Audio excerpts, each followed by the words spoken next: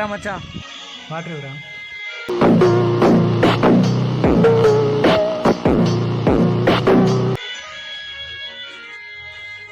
అప్పుడే వాటర్ కావాలి నాకు, తీసుకో.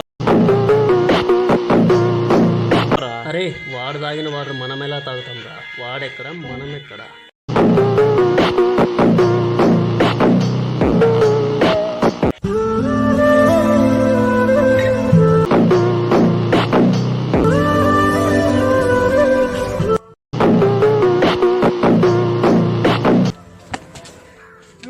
ఎవరు కొడుతున్నారు అక్కడ? అరే రారా. లేదు మామ, చిన్నప్పుడు నేను అర్జెంటుగా వెళ్ళాలి.